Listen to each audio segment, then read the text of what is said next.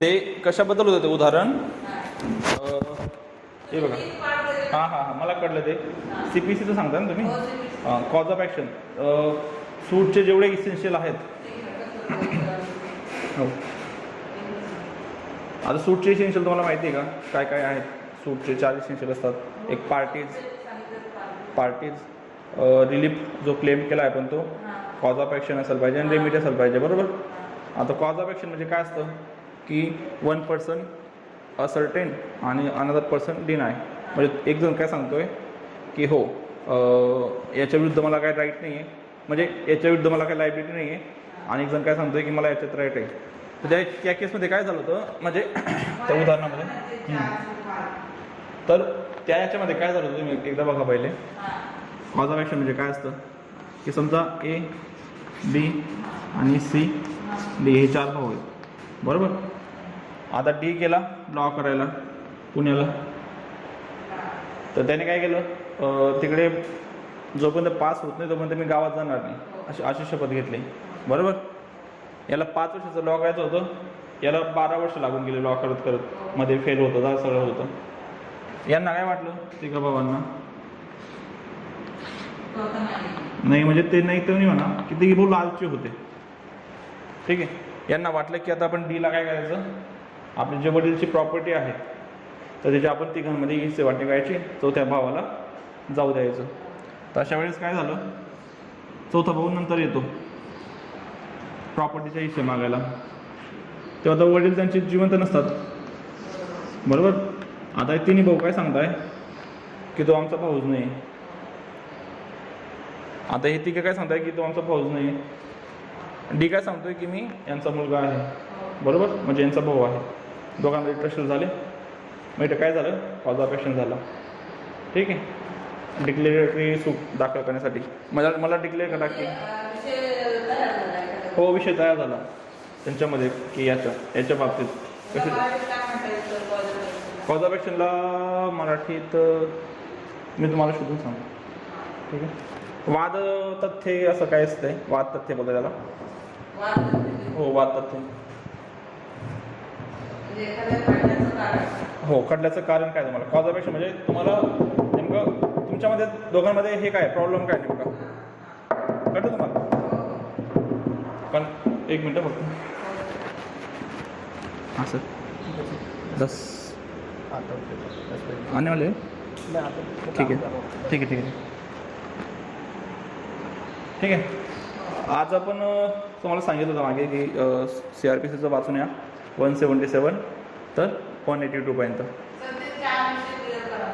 कोणतं काय cause of action तुम्ही ते एकदा बघून घ्या मॅडम, लेक्चर बघून घ्या. आणि एक असतं मॅडम, तुम्ही वाचा मग थोडं तुमच्याकडे नोट्स असतील ना तर वाचून घ्या. एक तर पार्टीज झाले तुमचं, 2 जण पाहिजे सूटसाठी. दुसरं कॉज ऑफ ॲक्शन, बरोबर. रिलीफ काय मागितलं आहे, बरोबर झालं. आणि काही लायबिलिटी वगैरे असेल किंवा चौथा मुद्दा असेल काही तर तो. हे 3 महत्त्वाचे असतात जास्त करून, पार्टीज, कॉज ऑफ ॲक्शन आणि रिलीफ. आता त्याला रिलीफ पण अवेलेबल पाहिजे ना, की तुम्ही जर समजा आता मागताय की मला त्याच्याकडे एखादी, तुम्ही काय समजा आता फॉर एक्झाम्पल तुम्ही आता एखादी घर बांधलं, ठीक आहे. समजा तुमचं असं घर बांधलं, इकडे बाजूला एक जागा पडलेली आहे, सूर्य इकडून येतो, प्रायव्हेट पर्सनची जागा आहे, त्यांनी इथं घर बांधलं, बरोबर.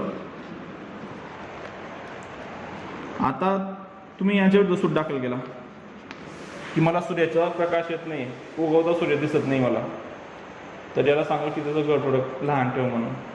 कुठं आहे दिलेलं रिलीफ, कोणत्या कायद्यामध्ये आहे कसं दिलेलं? ऑब्वियसली सूट काय होणार नाही, स्टँड होणार नाही, बरोबर. कारण कॉज ऑफ ॲक्शन पण नाही आणि रिलीफ पण नाही ना.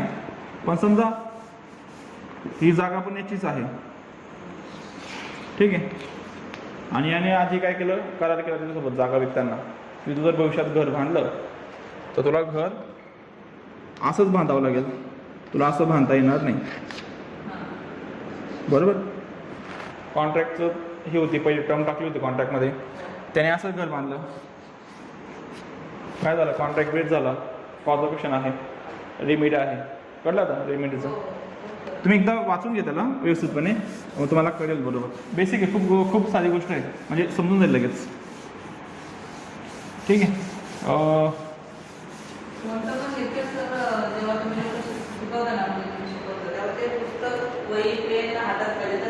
पुस्तक नको, एक तर तुम्ही आधी वाचून यायला पाहिजे ती गोष्ट जी तुम्हाला आता बघायची ती. इथं फक्त ऐकून घ्यायला पाहिजे व्यवस्थितपणे, घरी जाऊन ती गोष्ट परत वाचली पाहिजे आणि त्याच्या नोट्स काढल्या पाहिजे, तेव्हा ते तुम्हाला समजेल. असं तुम्हाला लक्षात नाही राहणार. ठीक आहे. तर आपण हे बघितलं होतं बघा की ऑर्डिनरी प्लेस ऑफ सूट आपण याच्यामध्ये बघितलं होतं CPC मध्ये, की सूट कुठे कुठे दाखल करू शकतो. जिथं इमोवेबल प्रॉपर्टी असेल, कन्सेंट आणि जिथं आपलं हे असेल, समजा 2 किंवा 2 पेक्षा जास्त कोर्टाला त्याचं ज्युरिडिक्शन असेल तर कन्सेंटने आपण एका कोर्टाला हे करू शकतो. ते आपण सगळी उदाहरण व्यवस्थितपणे बघितली होती. त्याचप्रमाणे CRPC मध्ये पण आहे. आधी कन्सेप्ट समजून घेऊ. बेरॅक आणलं ना तुम्ही? नाही का? हां, मग बेरॅक घेऊन यायचं ना CRPCचं, तुम्हाला समजेल ना की कसं वाचायचं, काय वाचायचं. बरोबर. तर ऑर्डिनरी प्लेस ऑफ ट्रायल काय असतं किंवा इन्क्वायरी काय असतं. बरोबर. समजा आता एखादी गुन्हा घडला, कुठे? खेडला एखादी गुन्हा घडला, म्हणजे चोरी घडली खेडला. ठीक आहे. तर FIR कुठे नोंदली जाईल? खेडमध्ये नोंदली जाईल. कारण जनरल रूल काय आहे, सेक्शन 171 काय सांगतं जनरल रूल, की ordinary place of inquiry and trial. तर जनरल रूल असा आहे की ज्या ठिकाणी ऑफेन्स झाला किंवा घडला तर त्याच ठिकाणी काय करायचं, त्याची इन्क्वायरी किंवा इन्व्हेस्टिगेशन म्हणजे FIR लॉज होईल आणि ट्रायल पण त्याच ठिकाणी चालेल, म्हणजे त्याच ज्युरिडिक्शनमध्ये चालेल. बरोबर. आता खेडला जर समजा कोर्टने म्हणजे सुसरीला कोर्ट नाही, पण सुसरीला जर गुन्हा घडला तर तो कुठे होईल? खेडलाच होईल. बरोबर. समजा मुंबईला गुन्हा घडला, म्हणजे एखादी मुंबईला काय झालं, तिथं चोरी झाली, घरफोडी झाली, तर हे कुठे होईल? FIR कुठे लॉज होईल? मुंबईला लॉज होईल. बरोबर. समजा खेडचा माणूस आहे पण त्याने मुंबईला गुन्हा केला, एखादी व्यक्ती खेडचा आहे पण खेडला केव्हा होईल?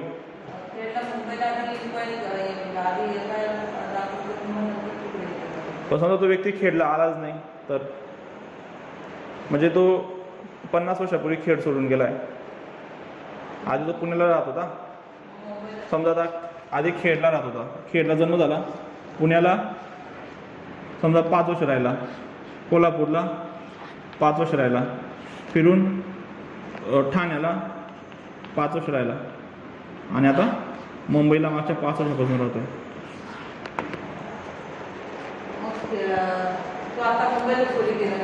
हां, सगळीकडे कुठे?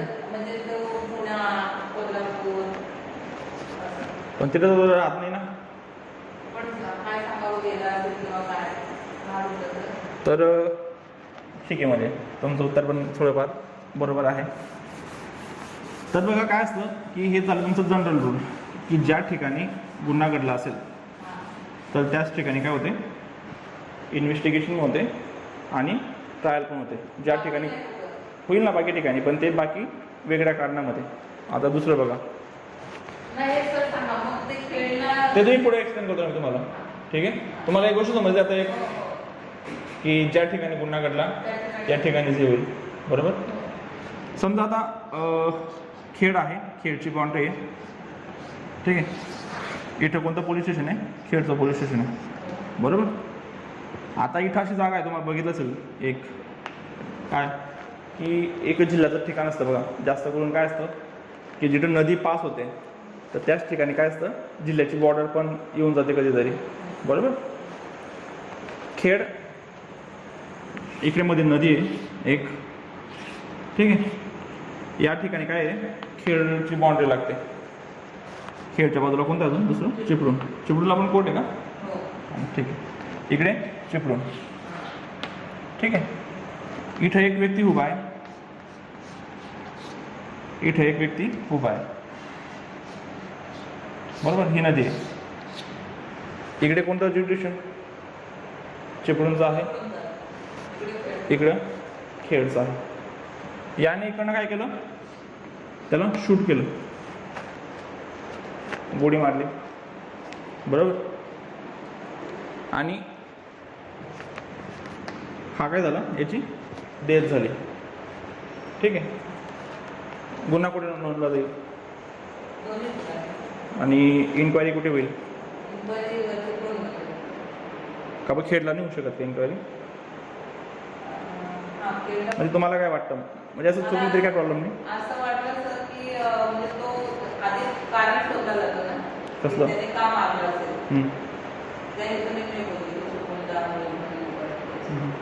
पण तो आधी मुळात कोण आहे हे खेळलं पण होतं नाही. आधी काय असं असतं की त्याने का मारलं, कशासाठी मारलं, तो इन्व्हेस्टिगेशनचा विषय, तो विषय नाही. फक्त आपला बेसिक विषय कुठे की इन्क्वायरी आणि ट्रायल कुठे चालू शकते दोघा प्लेसपैकी, खेडला आणि चिपळूणला. त्यामध्ये फक्त एक नदी आहे, काय की तुम्ही तो माणूस समोर तुमच्या जिल्ह्यामध्ये चालेल ना, दोन्ही तालुके जिल्हे. तसं नाही मॅडम, तसं नाही. ते याला ते ट्रान्सफर ऑफ केसेस नाही. इथं काय राहतं की जिथून ॲक्ट झालेला आहे, बरोबर, आणि ज्या ठिकाणी त्याचे कॉन्सिक्वेन्सेस इन्शुअर झालेले आहेत. गोडी कुठून चालली? खेडून चालली याच्या ड्युटीजमधून, बरोबर. म्हणजे ॲक्ट कुठे कमी झाला, इथं कमिट झाला, पण त्याचे कॉन्सिक्वेन्सेस कुठे झाले? कॉन्सिक्वेन्सेस माहिती ना, की त्याचे परिणाम कुठे झाले? चिपळूणमध्ये झाले, बरोबर. तर मग दुसरा रूल असतो की ज्या ठिकाणी ॲक्ट झालं आणि त्याचे कॉन्सिक्वेन्सेस ज्या ठिकाणी उद्भवले, बरोबर, तर त्या दोघी ठिकाणी काय होऊ शकतं? दोघी ठिकाणी म्हणजे दोघी ठिकाणापासून एक ठिकाणी काय होऊ शकतं? दोघांपैकी एका ठिकाणी कुठे पण, म्हणजे दोघी ठिकाणी होऊ शकतं. म्हणजे ॲट अ टाइम नाही, तर दोघांपैकी एका ठिकाणी कुठे पण होऊ शकतं. हो, म्हणजे एफ आय इथे पण होऊन जाईल, एफ आय इथे पण होऊन जाईल. झिरो एफ आय माहिती तुम्हाला? झिरो एफ आय माहिती? झिरो एफ आयची कन्सेप्ट काय असते की एफ आय आर नोंदवण्यासाठी तुम्हाला ज्युरिडिक्शन पाहिजे असं नाही आहे. समजा आता तुम्ही एक एफ आय आर खेडला नोंदली, बरोबर, पण विषय काय झाला की ते जे ऑफेन्स आहे तो कुठे रजिस्टर झाला आहे? याला चिपळूणला रजिस्टर झाला. तिकडे जर तो माणूस होता, फक्त इकडे आला आणि इकडे त्याने एफ आय आर लॉन्च केली, बरोबर. समजा एखादी विवाहित बाई असेल, ठीक आहे, तर त्याचं काय झालं, ते उदित चिपळूणला राहायचे.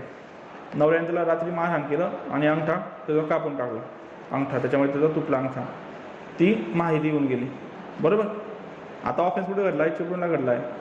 तर इथं येऊन तिने पोलीस कंप्लेंट केली, पण इथं तर ऑफेन्स वगैरे काही झाला नाही किंवा काय झालं नाही, बरोबर. तर इथं ते एफ आय आर नोंदून घेतील आणि ती एफ आय आर कुठे ट्रान्सफर करतील? चिपळूणला ट्रान्सफर करतील. त्याला झिरो एफ आय आर म्हणतात, की F I R which is lodge without the jurisdiction. ठीक आहे, कळलं? Zero F I R. आणि सर समजा ह्याने गोळी मारून दिला ना, आणि दोन्ही ठिकाणी लोकांनी बघितलं, ज्याने बघितलं ना, बाकीचं कोण गेलं नाही, पण एकाने बघितलं तो गेला खेळला सांगायला बघणारा, आणि ह्या साईडला गेला चुकवलं, मग अशा वेळेस ते multiple F I Archi concept होऊन जाते एखाद्या वेळेस. म्हणजे एकापेक्षा जास्त एफ आय आर नोंदल्या गेल्या. आपण ते आधी लेक्चर बघितलं होतं बघा याचं, तुम्ही क्रिमिनलचं हे बघा, रिव्हिजन लेक्चर बघा. तुम्हाला सांगितलं होतं ना मी, cross F I R, multiple F I R. नाही, माझी शंका सर ती नाही, इथे पण तर मॅडम की आधी काय होतं की या ठिकाणी ज्या ठिकाणी आधी गेला त्या ठिकाणी एफ आय आर लॉज होऊन जाईल त्याची. एकाच वेळेस दुसरीकडे दोन्ही ठिकाणी केलं, दोघी ठिकाणी कसं करू शकतात ते? मग ती मल्टिपल एफ आय आरची केस होऊन जाते. मल्टिपल एफ आय आरमध्ये एकाच गुन्ह्यासाठी जर दोन ठिकाणी तुमचे झाले असतील, काय की दोघी ठिकाणी जर एफ आय आर नोंदले गेले असतील. तुम्हाला उदाहरण दिलं होतं बघा की एका मित्राचा मोबाईल होता, तो एका मित्राला वापरायला दिला होता, मग आठवलं तुम्हाला? आलं लक्षात?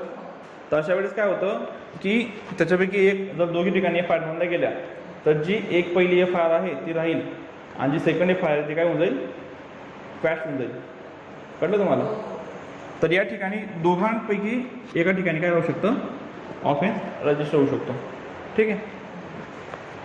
दुसरं समजा आता एखादी कंटिन्युअस ऑफेन्स असतो. पहिलं सांगितलं जिथे गुन्हा घडला तिथे होऊ शकतो. हो, तुम्ही ते सेक्शन आहेत ना, तुम्ही लिहू नका आता, कन्सेप्ट समजून घ्या फक्त. घरी जाऊन ती वाचा परत 177 ते 182. ठीक आहे. तुम्ही आता काय कराल, तुम्ही लिहिणार आणि त्याच्यामध्ये तुम्हाला समजणार पण नाही, बरोबर. तर लिहिण्यामध्ये पण ते तुमचं राहून जाईल. आता फक्त समजून घ्या कन्सेप्ट काय आहे, घरी जाऊन वाचा व्यवस्थितपणे आणि नोट्स काढून घ्या. ठीक. 177 ते 182 पर्यंत. दुसरी केस असते, तिसरी केस. समजा आता एखादी ए नावाची व्यक्ती आहे, लहान, एक मायनर समजा किंवा कोणी पण अडल्ट समजा, काय पण. ठीक. ती कुठं जात आहे आता, ती निघाली आहे याला जाण्यासाठी, दिल्लीला जाण्यासाठी. ठीक आहे. रेल्वेमध्ये बसली, ही रेल्वे समजा. ठीक आहे. आता रेल्वेमध्ये काय झालं की एका व्यक्तीने काय केलं, हिला किडनॅप केलं. ठीक आहे. किंवा तिचं अबडक्शन केलं असेल किंवा किडनॅप केलं असेल. आता रेल्वे कुठून जाते, समजा आपण एक पहिले खेड घेऊ. त्याच्यानंतर मुंबई म्हणा, मध्ये 40 गाव आलं, काय असेल, भुसावळ वगैरे असेल, भोपाळ वगैरे असेल, बरोबर, आग्रा असेल. ठीक आहे. नंतर शेवटी आलं दिल्ली. आता या सगळ्या ठिकाणातून काय झाली, ट्रेन काय झाली, ट्रेनने ट्रॅव्हल केलं. आता हा काय झाला, तुमचा कंटिन्युअस ऑफेन्स झाला, बरोबर. अशा केसमध्ये FIR कुठे ही होईल बरं, इन्क्वायरी कुठे लागेल, FIR कुठे लॉस करू शकतो, कंटिन्युअस ऑफेन्स आहे. हो, ते एक झालं म्हणा. अजून दुसरं की एक तर ज्या ठिकाणी पण ती माहिती नाही ना आता की नेमकं चालत्या ट्रेनमध्ये किडनॅप झालेली आहे, तर कसं सांगू शकतो तुम्ही की एका ठिकाणी किडनॅप झाले म्हणून. कुठे चालू शकतं, तुम्हाला काय वाटतं, तुमचं हे म्हणजे व्ह्यू काय. दिल्लीला काय संबंध येणार नाही ना. पहिल्यांदा तिथून ट्रेन सुटली होता, म्हणजे ती व्यक्ती बसली. कंटिन्युअस ऑफेन्स आहे, कंटिन्युअस. जेव्हा बसते तेव्हा काय ऑफेन्स म्हणजे काय मला माहिती नव्हतं, पण ट्रेनमध्ये घडलं फक्त, नाही सांगता येणार. तर हा असतो कंटिन्युअस ऑफेन्स असतो की ट्रेन जिथून गेलेली आहे तर त्या सगळ्या ठिकाणी काय होतं, सगळ्या ठिकाणी FIR नोंदवू शकतो. सगळ्या ठिकाणापैकी एका ठिकाणी FIR नोंदवू शकतो. एका ठिकाणी कुठे पण नोंदवू शकतात, मुंबईला नोंदवू शकतात, 40 गावला, भुसावळला, भोपाळला, आग्र्याला, दिल्लीला, खेडला, जिथून बसलेले आहे तिथून. ठीक आहे. कळलं तुम्हाला. हा झाला कंटिन्युअस ऑफेन्सबद्दल. एक दुसरा असतो अजून, समजा आता एक व्यापारी होता ए नावाचा. ठीक आहे. कुठे राहतो तो, पुण्याला राहतो.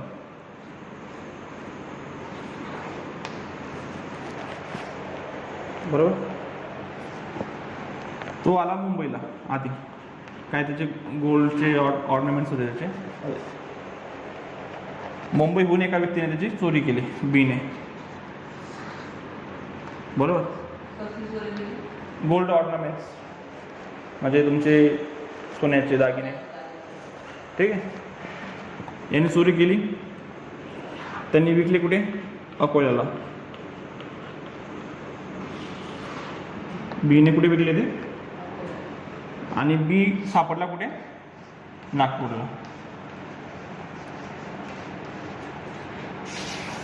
बरोबर.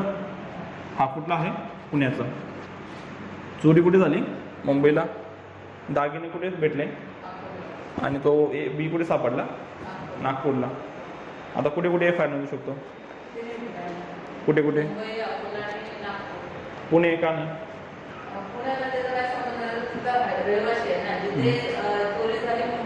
बरोबर.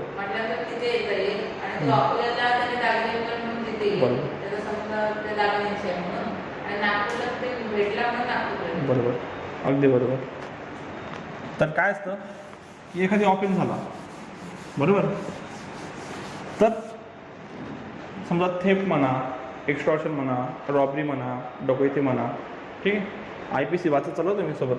समजा आज जर तुम्हाला सांगितलं असेल डकैती म्हणजे काय, थेफ्ट म्हणजे काय, एक्स्टॉर्शन म्हणजे काय, ते परत घेणं कन्व्हिनियंट नसतं. तर तुम्ही ते वाचून घेत जा लगेच. कसं आता एखादी ऑफेन्स ऑफ थेफ्ट आहे बरोबर. आता काय झालं किंवा एक्स्टॉर्शन असेल, तर अशा केसेसमध्ये जिथं ऑफेन्स कमिट झाला, जिथं ती स्टोलन प्रॉपर्टी भेटली आणि ज्या ठिकाणी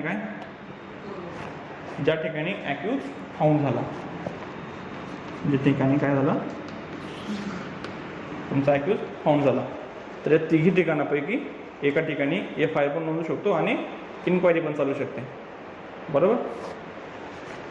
आता समजा एक A नावाचा व्यक्ती होता,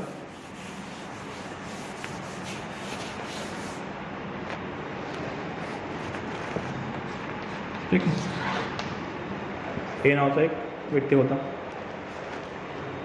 म्हणजे नुकतंच त्याचं लग्न झालं होतं. आधी लग्नाची खूप हाऊस वगैरे असेल किंवा काय असेल, त्याला खूप एक्साइटमेंटमध्ये त्याने लग्न केलं, खूप अपेक्षा वगैरे असतील. लग्न कोणाशी केलं, Bशी केलं. पहिले 6 महिने तर त्यांचे थोडे चांगले गेले, ठीक आहे. 6 महिन्यानंतर काय झालं, तर बाईचा त्याला त्रास व्हायला लागला.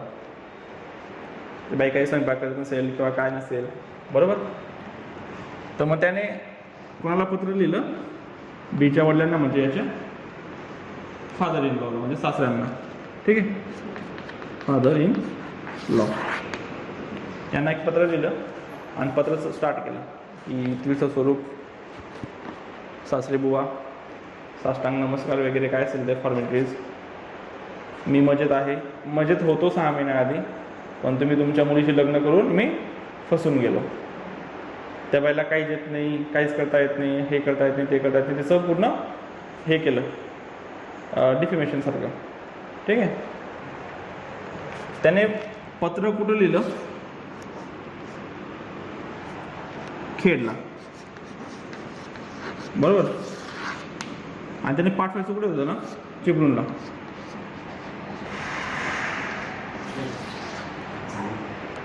तर हो, तर पत्र कुठं पाठवायचं होतं त्याचं, सासरवाड चिपळूणला होतं, ठीक आहे. पण काय झालं की एका कारणामुळे त्याची जी वाईफ होती B, तर ती पत्राच्या डिटेल पोचून गेली. पत्र थोडं उशिरा गेलं.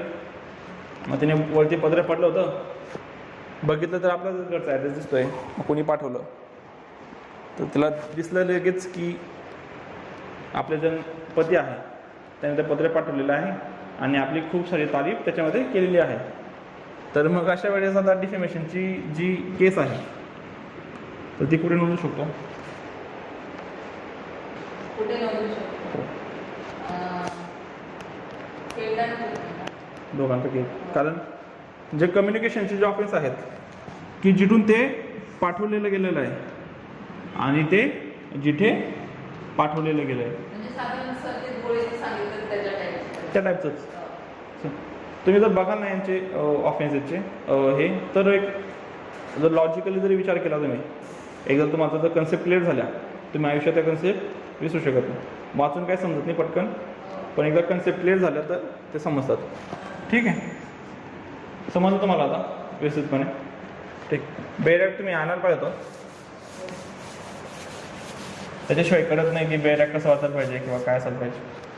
बेरॅक वाचायची हे नसते, मला फक्त वाचतो कशासाठी, तुम्हाला कळायला पाहिजे फक्त की कोणता शब्द कशाला म्हणजे कसा वाचला पाहिजे आपण.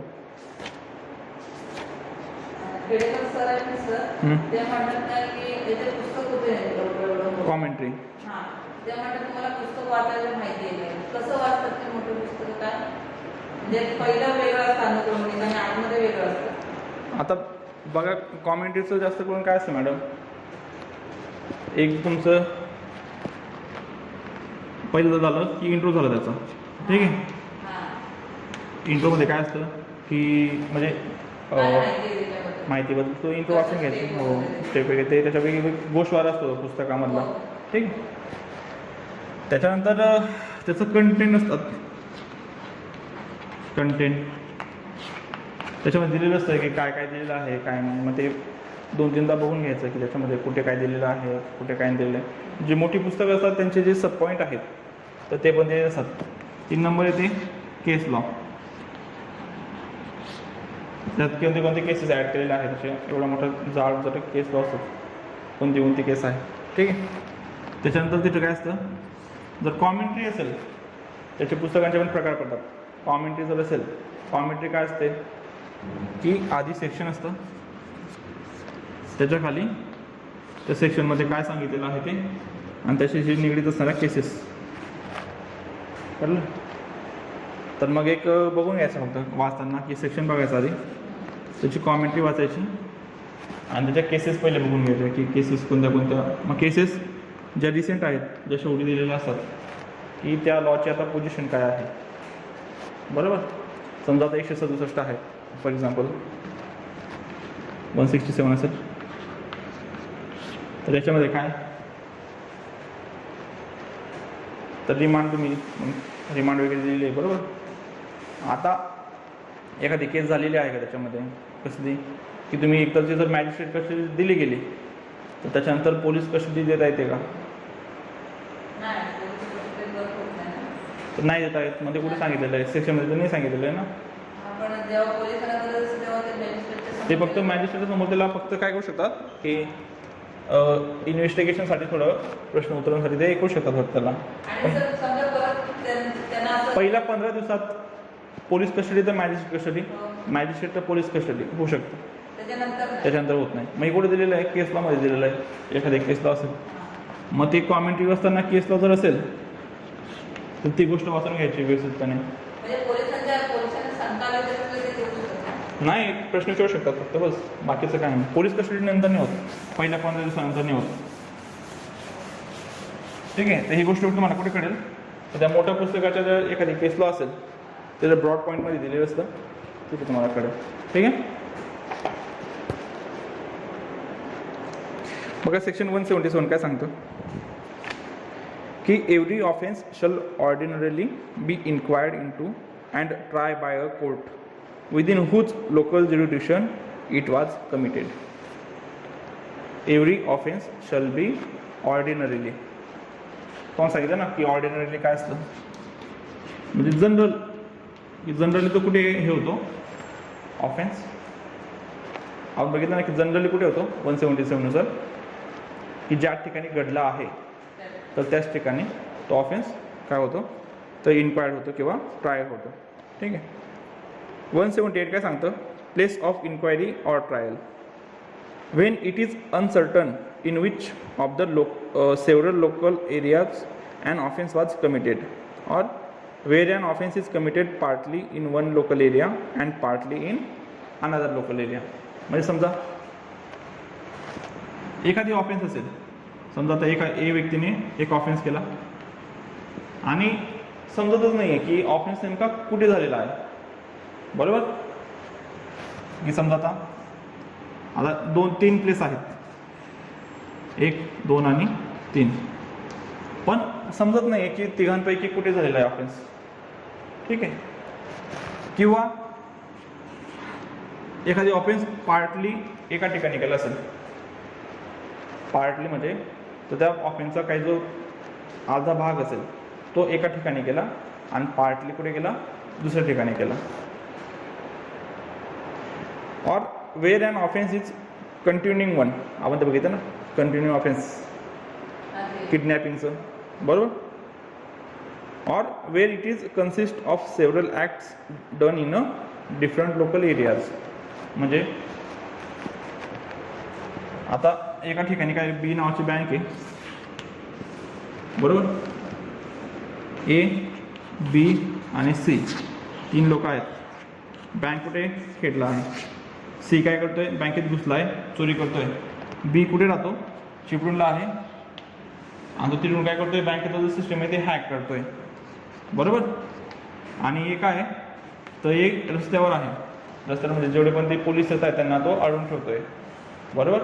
म्हणजे प्रत्येक ठिकाणी कुठे कुठे आहेत, वेगवेगळ्या ठिकाणी आहेत, पण ऑफेन्स एका ऑफेन्समध्ये ते आहेत. तर अशा वेळेस काय होतं, it may be inquired into or try the court having jurisdiction over any of the such local areas. म्हणजे मग ऑफेन्स कुठे रजिस्टर होऊ शकतो की तिघांपैकी एका ठिकाणी होऊ शकतो, आपण ते ऑलरेडी डिस्कस केलं. किंवा कंटिन्युइंग ऑफेन्स असेल तर सगळ्या प्लेसेसपैकी कुठे पण होऊ शकतो. पण सर मेन गुन्हा तिथे घडलेला आहे ना. गुन्हा कुठे काय घडे ना, पण ॲक्ट कुठे पण कमिट होतात ना ते, किंवा दोन किंवा दोनपेक्षा जास्त जर असतील ॲक्ट, किंवा पार्टली जर एका ठिकाणी झालं असेल, पार्टली दुसऱ्या ठिकाणी झालं असेल, तर कुठे पण होऊ शकतो. म्हणजे याच्यासाठी रिक्वायरमेंट नाही आहे की गुन्हा इथेच व्हायला पाहिजे. जसं आपण थेफ्टच्या ऑफिसमध्ये बघितलं, ॲक्यूज कुठे फाऊंड झाला, नागपूरला भेटला ना. मग अशा वेळेस कुठे गुन्हा नोंदला जाईल, नागपूरला पण होऊ शकतो. पण गुन्हा कुठे घडलेला आहे, मुंबईला घडलेला आहे. सोनं कुठे विकलं त्याने, अकोल्याला विकलं, बरोबर. सेक्शन 179 काय सांगतं की offence triable where act is done or consequences ensue. याचं ते नदीमधलं उदाहरण घेतलं होतं बघा, लक्षात नाही काय सांगतं section. When an act is an offence by reason of anything which has been done and of a consequences of which has ensured, the offence may be inquired into or tried by a court within whose local jurisdiction such thing has been done or such consequences has been ensured. कळलं की ज्या ठिकाणी ते offence म्हणजे ज्या ठिकाणी ते act घडलं, म्हणजे जिथून गोळी चालवली आणि ज्या ठिकाणी काय झालं की ज्याचे कॉन्सिक्वेन्सेस इन्शुअर्ड झाले, म्हणजे चिपळूणला, दोघांपैकी एका ठिकाणी ऑफेन्स हे होऊ शकतो. ठीक आहे. 180 काय सांगतो, place of a trial where a act is an offence by reason of relation to the other offence. आता काय असतं की एखादी ॲक्ट आहे, बरोबर, एखादी तुम्ही काम करताय तर ते काय, ते ऑफेन्स नसतं. पण तुम्ही ज्या कारणामुळे ते ऑफेन्स करताय, म्हणजे ज्या मीन्सद्वारे तुम्ही तो म्हणजे एक ॲक्ट करताय, तर त्याच्यामुळे ते काय होऊन जातो, ऑफेन्स होऊन जातो. फॉर एक्झाम्पल समजा तुम्ही शेतामध्ये काय करतायत, जे बर्ड्स आहेत त्यांना हाकलताय, बरोबर. तुमचं ॲक्ट आहे ते ऑफेन्स आहे का, नाही. पण तुम्ही जर त्या बर्ड्स कशामुळे हाकलताय, एखादी गन असेल तुमच्याकडे आणि ती अनलायसन गन असेल, बरोबर. ॲक्ट काय तुमचं लिगल ॲक्ट आहे, तर तुम्ही कशामुळे करताय, तर ती अनलायसन गन आहे, त्याच्यामुळे ज्या गनला लायसन नाही आहे, मग ती गन वापरल्यामुळे ते तुमचं ॲक्ट काय होत आहे, तर ऑफेन्स होत आहे, बरोबर. तर त्या गोष्टीचं काय म्हणतात की जे तुमचं ॲक्ट आहे तर ते ऑफेन्स नसतं, पण तुम्ही ज्या मीन्सने ते वापरताय तर त्या मीन्समध्ये ते काय होतं, ऑफेन्स होतं. पण सर पक्षीला जरी ते लायसन असेल तरी मार्ग म्हणजे गुन्हाच ना. कुठे दिलेलं सेक्शन नाही, फक्त ते वाईल्ड लाईफ प्रोटेक्शन ॲक्ट आहे, बरोबर. एखादी गोष्ट तोपर्यंत गुन्हा होऊ शकत नाही की जोपर्यंत ती कायद्याने तुम्हाला प्रोहिबिट केलेली नाही आहे किंवा तुम्हाला ते दाखवलेलं नाही. ते मॉरली रॉंग होऊ शकतं की मॉरॅलिटी बोलतो आपण, नैतिकदृष्ट्या ते काय आहे, चुकीचं आहे. पण समजा आता मोर आहे, नॅशनल बर्ड आहे, बरोबर, आणि एखादी ॲक्टमध्ये दिलेलं आहे ते वाईल्ड लाईफ प्रोटेक्शन ॲक्टमध्ये की तुम्ही नॅशनल बर्डला मारू शकत नाही, पण त्याने मारला, ऑफेन्स झाला, बरोबर. मग समजा आता कावड्याला मारता येतो, कावड्याला मारणं कुठे गुन्हा आहे, बरोबर. मग कावड्याला मारतो येतो, तो गुन्हा नाही आहे, पण तो कशामुळे मारतोय, विदाऊट लायसनचा गन नाही, तो गुन्हा घडला, बरोबर. बरोबर, ठीक आहे. तर सेक्शन तेच सांगतं की place of a trial where act is offence by reason of relation to other offence, बरोबर. When an act is an offense by reason of relation to any other act, which is also an offense, or which would be an offense if the door were capable of committing an offense, the first mentioned offense may be inquired into or tried by a court within whose local jurisdiction either act was done. म्हणजे समजा तर दोघांपैकी एक act, त्याच्यापैकी एक काय offence आहे, पण एक काय ऑफेन्स नाही आहे, पण दोघी मिळून काय होत आहे, तो एक ऑफेन्स बनतो आहे. तर अशा वेळेस त्या प्लेसला पण आपण गुन्हा करू शकतो, रजिस्टर करू शकतो. की ज्या ठिकाणी तुम्ही जी गोष्ट करत होता बरोबर, पण त्या ठिकाणी ती ऑफेन्स नव्हती, पण रिलेशन अदर जी थिंग होती किंवा अदर जे ॲक्ट होतं त्या दोघांचं जे रिलेशन असल्यामुळे तो ऑफेन्स झाला बरोबर. तर दोघी ठिकाणी काय करू शकतो आपण, गुन्हा नोंदवू शकतो. सेक्शन 181 काय सांगतं, place of a trial in case of a certain offences. Place of a trial in case of a certain offences. आता बेल ॲक्ट तुम्हाला काय सांगतंय, सर्टन ऑफेन्सेस म्हणजे की जे काही ऑफेन्सेस आहेत दिलेले, तर या सेक्शनमध्ये जेवढे ऑफेन्सेस दिलेले आहेत तर तेच ऑफेन्सेस त्याबद्दल ते सेक्शन काय राहील, ॲप्लिकेबल राहील, बाकी गोष्टींबद्दल ॲप्लिकेबल नाही राहणार. तुम्ही बेल ॲक्टमध्ये बघितलं असेल की सब्जेक्ट टू, प्रोव्हाइडेड बाय बरोबर, या वर्डची तुम्हाला मिनिंग माहिती आहे. सब्जेक्ट टू काय असतं, प्रोव्हाइडेड बाय काय असतं, नॉट विथ स्टँडिंग क्लॉज काय असतो सेक्शनमध्ये. हां, notwithstanding anything in content in the code म्हणजे काय झालं, किंवा subject to section 99 the person has a right of private defence. The subject to section 99 provided by काय असतं. त्याच्यामुळे तुम्हाला सांगतो की बेल ॲक्ट तुम्ही घेऊन येत जा, तुम्हाला कळेल की नेमकं त्याला म्हणायचं काय. असं मी तुम्हाला किती पण सांगितलं ओढून तरी पण तुम्हाला असं कळणार नाही की याचा अर्थ तसा होतो, त्याचा अर्थ तसा होतो. त्यामुळे तुम्हाला सांगतो की बेल ॲक्ट तुम्ही सोबत घेऊन चालत जा. उद्या तुम्ही बेल ॲक्ट घेऊन या, उद्या आपण ते हे करू बरं, ठीक आहे. तर सर्टन ऑफेन्सेस काय, any offence of being a ठग, मर्डर कमिटेड बाय अ ठग. ठगचं माहिती आहे तुम्हाला सेक्शन 310, 311 ऑफ IPC ठग, त्याच्याबद्दल सांगतो. IPC पण वाचत चला सोबत, ठीक आहे.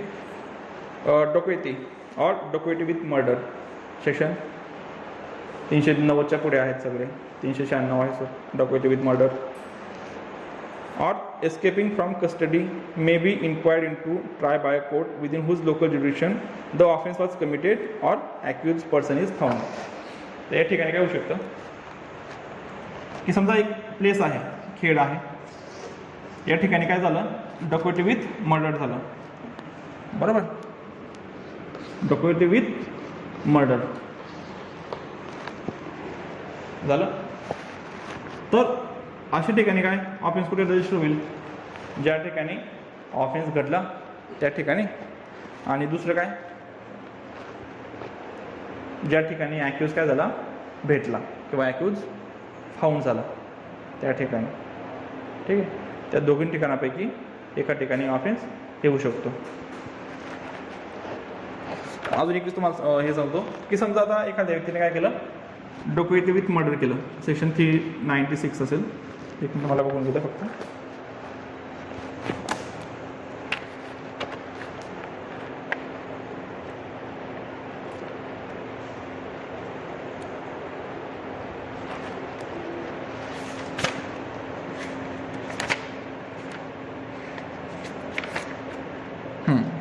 मर्डर इन डकैती विथ मर्डर 396. आता याच्यावर चार्जेस कोणते लागतील, 396चे. मग याने तर मर्डर पण केलेला आहे, मग याला मर्डरचे चार्जेस लागतील का, परत लागू शकतात का, त्याच गोष्टी असेल दुसरे चार्जेस. समजा डाउटी डेथ सेक्शन माहिती आहे, नाही माहिती काय प्रॉब्लेम नाही. सेक्शन 304B बरोबर, 304B आहे डाउरी डेथसाठी, की ते विदिन 7 इयर्स जर अननॅचरल सर्कमस्टान्सेसमध्ये काय झालं असेल की डेथ झाली असेल त्या व्यक्तीची, तर कोर्ट काय प्रिझ्युम करेल की ही डाउरी डेथ आहे आणि त्याला हॅरेसमेंट होती याची, आणि ते जो हजबंड आहे आणि त्याचे रिलेटिव्ह आहेत त्यांनी काय केलेलं आहे की डाउरी डेथ त्यांनी कमी केलेली आहे. याच्यात काय झालं, प्रिझम्पशन झालं. पनिशमेंट किती याला, पण समजा आता काय की आता ऑफेन्स कुठे होतो, 302च्या अंतर्गत पण होतो. 302 लागणार नाही कायला, लागेल ते पण लागेल बरोबर. 302 पण लागेल आणि 304B पण लागेल. जरी तो ऑफेन्स 304B नुसार आहे पण मर्डर पण झालेला आहे ना. हे फक्त काय करतं तर एक प्रकारे प्रिझम्पशन हे करतं. ठीक आहे, तर 302 पण त्याला लागेल जरी त्या ॲक्ट वेगवेगळ्या सेक्शनमध्ये येत असेल तरी पण. तर डकवायचं समजलं. Any offence of kidnapping or abduction of a person may be inquired into or tried by a court within whose local jurisdiction the offense was kidnapped or abducted or was conveyed or concealed or detained. म्हणजे समजा आता एक व्यक्ती आहे ए नावाचा, त्याला कुठून हे केलं गेलं, खेडमधून त्याला काय केलं, किडनॅप केलं गेलं, त्याला डिटेन कुठे ठेवलं असेल तर त्याला खेड चिपळूणला त्याला काय केलं असेल तर त्याला डांबून ठेवलं असेल एखाद्या घरामध्ये. तो ऑफेन्स दोघी ठिकाणी हे होऊ शकतो, एक खेडला पण आणि एक चिपळूणला पण. म्हणजे ते जिथून ॲक्ट कमिट झालं, जिथं कॉन्सिक्वेन्सेस इन्शोर्ड झाले तर ती कन्सेप्ट आपण इथं वापरू शकतो. ठीक आहे, एकदा तुमच्या कन्सेप्ट जर क्लिअर झाल्या तर हे होऊन जातं. बरोबर. Any of the offence of हां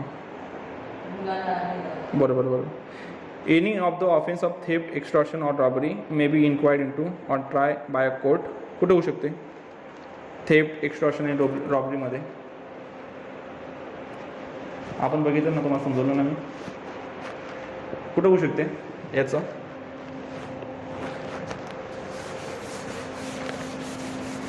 थेफ्टचं तुम्हाला सांगितलं ना मी, पुण्याचा माणूस होता, तर कुठे कुठे होऊ शकते मग त्याचं? समजलं तुम्हाला का समजत नाही आहे? हां मग सांगा मला. असं आहे का? तुम्ही याचं का कशामुळे सांगता येत नाही तुम्हाला? तुम्ही जर काल वाचून आले असता तर तुम्हाला ते सांगता आलं असतं, आणि त्यामुळे तुम्हाला सांगतो की वाचून येत जा. ठीक आहे.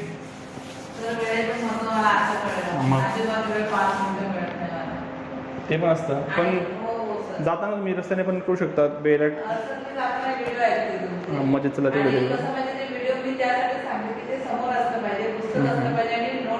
बरोबर. त्या गोष्टी तुम्ही नंतर करू शकतात. बरोबर. आता हां, थेफ्ट, एक्स्टॉर्शन आणि रॉबरी.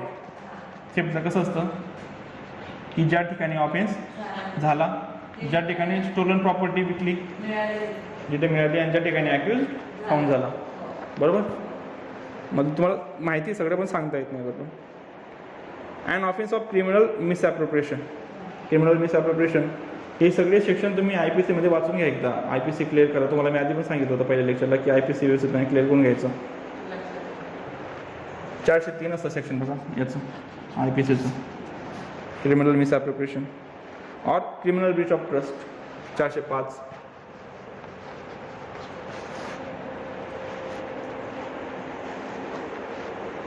तर हे कुठे करू शकतो आपण? Inquire and try.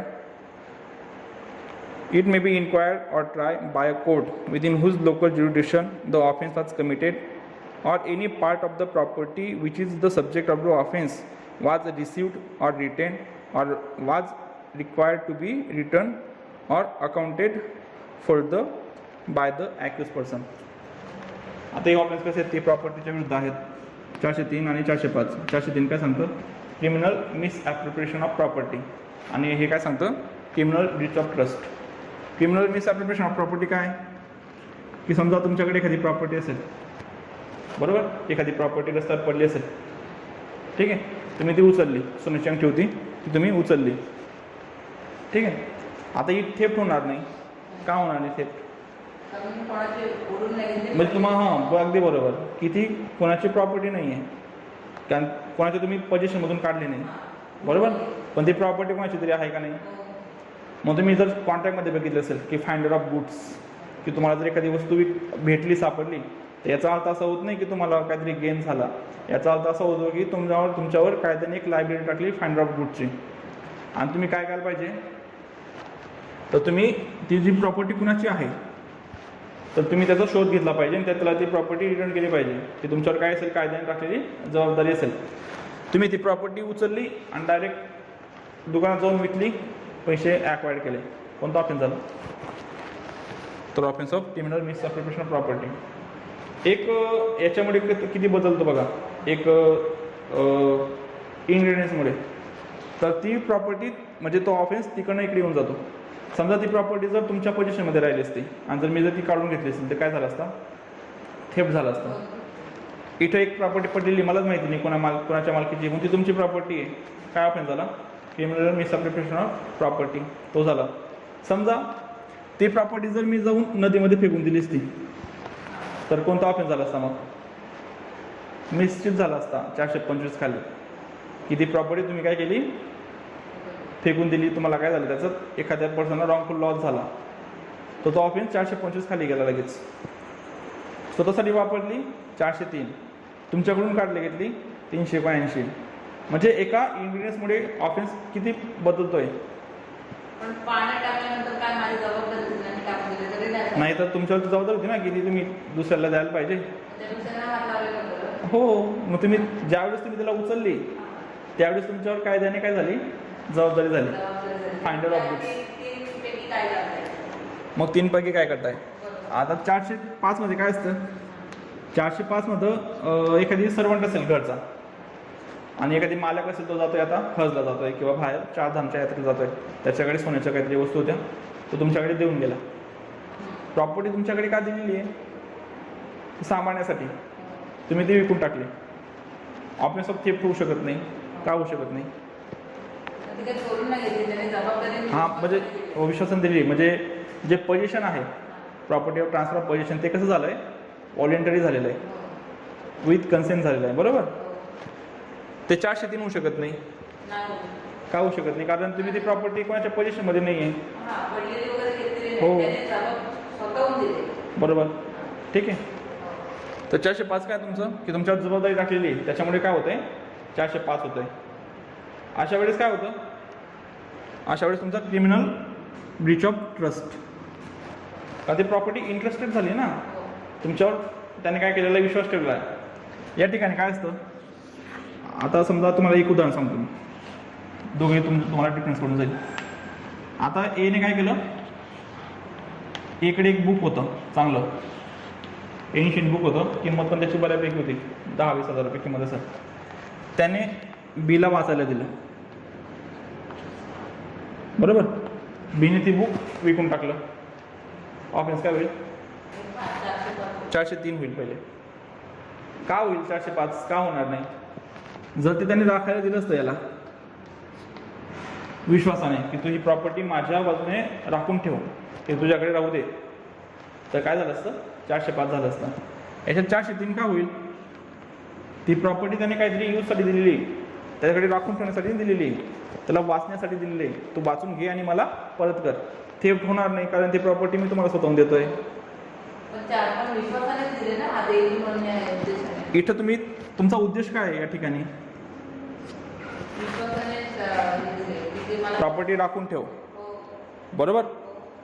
इथं तुम्ही कशासाठी दिली? दोघांमध्ये स्लाइट डिफरन्स हाच आहे की इथं प्रॉपर्टी इंटरेस्टेड नसते, या ठिकाणी प्रॉपर्टी इंटरेस्टेड असते. मग दोघांच्या ठिकाणी ते एकच ऑफेन्स लागला असतं ना. सेक्शन का वेगवेगळे दिले? ऍक्ट सेम आहे, मग सेक्शन का वेगळं दिलं? काहीतरी डिफरन्स असेल ना त्याच्यामध्ये. मी तुम्हाला एका कॉन्ट्रॅक्टमध्ये ती प्रॉपर्टी तुम्हाला देतोय मी. आता मित्राला जर त्याने सांगितलं असतं की तू इथं जी प्रॉपर्टी आहे ती राखून ठेव, तो वाचू पण शकतो, त्याला काय प्रॉब्लेम नाही. पण काय सांगितलेलं आहे की राखून ठेव. इंटरेस्टेड झाली ना ती प्रॉपर्टी, तुमचा विश्वास ठेवला आहे ना मी की तुम्ही तुझी प्रॉपर्टी कुठे काय करायची नाही, तिची व्यवस्था देखभाल घ्यायची किंवा ते करायची. बरोबर? तर ते काय झालं? 400 पासून जातं. आणि 403 मध्ये समजा आता एक तुम्हाला दुसरं उदाहरण सांगतो जाऊ. हे जे पुस्तक होतं बी, बरोबर, तर तो काय केलं? आता ए याचा खूप चांगला मित्र आहे बीचा, बरोबर. त्याचं जे पुस्तक होतं ए त्याच्या घरी गेला. आता समजा आता केतकी असेल, केतकी तुमच्याकडे आली, केतकीने तुम्ही घरी नव्हता, पुस्तक बघितलं आणि एक चांगल्या याच्याने की हे पुस्तक मी आता वाचणार आहे, ते पुस्तक घेऊन घेतलं. काय ऑफेन्स झाला का? नाही झाला. पण ज्या वेळेस केतकीने विचार केला की हे पुस्तक मी आता विकून टाकते, पण त्यांना माहिती नाही, ऑफेन्स काय होईल? ऑफेन्स कोणता होईल? मग याचं थेफ्ट तर होणार नाही. थेफ्ट केव्हा होते? की ज्यावेळेस तुम्ही ती इंटेन्शनने ते पुस्तक उचलताय, विकण्याच्या इंटेन्शनने, त्यावेळेस तो ऑफेन्स होईल. पण इंटेन्शन केव्हा डेव्हलप झाली? नंतर डेव्हलप झाली. मग ऑफेन्स कोणता होईल? 403 खाली होईल. आणि तुम्ही जर केतकीला सांगून गेले की हे जे पुस्तक आहे हे तू सांभाळून ठेव, तर ऑफेन्स कोणता होईल? 405 होईल. कळलं आता डिफरन्स? लक्षात आलं आता? बरोबर. तुम्हाला जर वाटत असेल तर तुम्ही माझे याचे लेक्चर बघून घ्या IPCचे, तिथं शिकवलेलं चांगलं. तर अशा ठिकाणी ऑफेन्स कुठे होतं मग? यूट्यूबला आहेत ना सगळेच. यूट्यूबला माझं चॅनल बघितलं आहे तुम्ही, 90च्या वर लेक्चर आहे त्याच्यामध्ये. एव्हिडन्स नाही, एव्हिडन्स पुढच्या सेमिस्टरला. ठीक आहे. तर ही जी गोष्ट आहे मॅडम, तर ही कुठे कुठे होईल ऑफेन्स? ही जिथं प्रॉपर्टी जिथं घेतलेली आहे किंवा जिथं विकलेली असेल तर त्या ठिकाणी ऑफेन्स रजिस्टर होईल. ठीक आहे. रिमेनिंग पार्ट आहे आपण तो उद्या बघू. उद्या येताना बाकीचे जे सेक्शन आहेत, सेक्शन 182 पासून तर 184 पर्यंत ते वाचून घ्या. 182 तर 185, 195 तर 200. ठीक आहे. कोणते? नाही हो, तो वेगळा पार्ट होतो ना. आपण कसं करतोय की आपण एका पद्धतीने जातो शिकायला. तुम्ही जर एका पहिल्या सेक्शनपासून तर 400 पर्यंत गेले, मला काही समजणार नाही. ते बाकीचे काय करतात की आता आमचे सर होते, त्यांनी काय केलं, त्यांनी पहिल्यापासून चालू केलं तर शेवटपर्यंत घेऊन गेले. IPC काही म्हणजे CRPC काही समजलं नाही, काही संबंध नाही समजायचं. CPC पण तसंच केलं. CPCचं पण सेम तसंच की पहिल्यापासून डायरेक्ट शेवटपर्यंत काही समजत नाही. पण हे नंतर ते राहुल IS म्हणून आहेत एक सर, तर त्यांनी सांगितलेलं की या प्रकारे आपण वाचला पाहिजे.